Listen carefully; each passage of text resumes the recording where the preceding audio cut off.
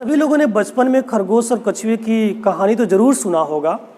और उस खरगोश और कछुए की कहानी में आपने सुना होगा कि दोनों के बीच में रेस होती है और उस रेस में खरगोश बहुत आगे निकल जाता है और काफ़ी देर आगे निकलने के बाद खरगोश पीछे मुड़कर जब देखा कि मेरा प्रतिद्वंदी कछुआ कहाँ तक है, तो खरगोश को कहीं भी कछुआ दिखाई नहीं दिया। तो खरगोश ने सोचा क्यों ना थोड़ा सा आराम कर लिया जाए, और जब आराम करने के लिए वो आराम करने की कोशिश किया, इसी बीच उसको नींद आ गई। लेकिन वही उसका प्रतिद्वंदी कछुआ निरंतर चलता रहा। रास्ते में उसने देखा कि मेरा प्रतिद्वंदी तो सो रहा है, उसने जगाया नहीं, आगे निकल गया और अंततोगत्वा हुआ क्या, कछुए ने जो रेस था उसको जीत लिया। इस कहानी से क्या सीख मिली आपको कि आपको अपने जीवन में कभी भी जब किसी भी काम के लिए आप निकलिए, अपने लक्ष्य के प्रति निकलिए, तो आप बीच में कहीं भी रेस्ट मत करिए। अपना का प्रतिद्वंदी हो सकता है कि आपके पीछे पीछे आ रहा हो। यानी इंग्लिश में किसी महापुरुष ने कहा है कि slow and steady wins the race, यानी कि जो धीमा चलता है और निरंतर चलता है वह रेस को निश्चय ही जीत लेता है। इस कहानी के बाद एक कहानी और शुरू होती है। जब खरगोश ये जंग हार गया, ये दौड़ हार गया, तो दोबारा वो कोशिश करने के लिए कछुआ के पास गया और कछुआ से कहा चलो एक बार और रेस करते हैं। कछुआ तो रेस जीता हुआ था, उसका आत्मविश्वास बढ़ा हुआ था, उसने कहा बिल्कुल चलो हो जाता है। इस बार हुआ क्या, खरगोश और कछुए के बीच में दोबारा रेस हुई और इस बार जो खरगोश था काफ़ी तेज़ी से आगे बढ़ा और वो रास्ते में कहीं भी रुका नहीं और अपने मंजिल तक वो पहुंच गया और इस बार वो अपनी रेस जीत गया।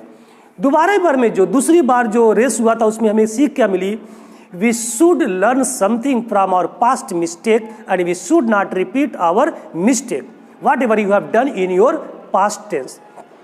इसका मतलब ये हुआ कि हमें अपनी पिछली गलतियों से सीख लेनी चाहिए और हमें अपनी गलती को कभी भी दोहराना नहीं चाहिए, वरना दोहराया होता खरगोश ना तो इस बार वो रेस जीत नहीं पाता। तीसरी बार में क्या हुआ ना, कछुआ जब रेस इस बार हार गया, उसने सोचा कि मैं रेस हारा क्यों, कैसे हार गया। उसने तो सोचा कि मैंने पहली बार जीता था। उसने प्लानिंग किया और प्लानिंग के तहत किया क्या, एक बार जंगल से बाहर निकला और जा करके कई रास्तों को उसने ध्यान से देखा।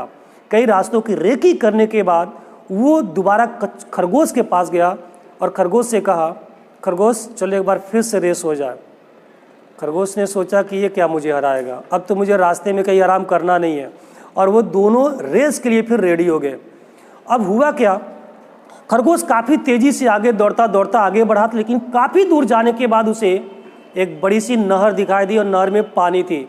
अब खरगोश बेचारा करे तो क्या करे, पानी में उतर नहीं सकता, ये उसके लिए खतरनाक था। लेकिन वही धीरे धीरे धीरे कछुआ आगे बढ़ा, रास्ते में पानी था तो क्या हुआ, वो पानी में उतर गया, नहर में उतर गया और नहर में उतर करके आगे बढ़ने की कोशिश करने लगा।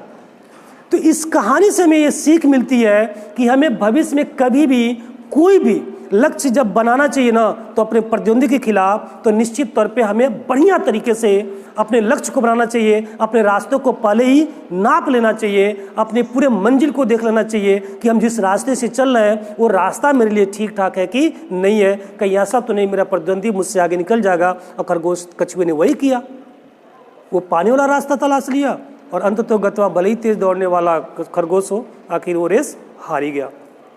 इन कहानियों से हमें सीख मिलती है कि हमें पहली चीज़ कभी भी रास्ते में, अपने ज़िंदगी के रास्ते में लक्ष्य के प्रति रुकना नहीं चाहिए, आराम नहीं करना चाहिए कब तक, जब तक कि हमें लक्ष्य मिल ना जाए। दूसरी चीज़ हमें यह भी सीख मिलती है कि हमें अपनी पुरानी गलतियों से सीख लेनी चाहिए, गलतियों को दोहराना नहीं चाहिए। और तीसरी सीख ये मिलती है कि हम अपने जीवन में जब भी जिस रास्ते पर हम बढ़ रहे हों उस रास्ते को बढ़िया से जांच परख लेना चाहिए कि रास्ता हमारे लिए ठीक है कि नहीं ठीक है।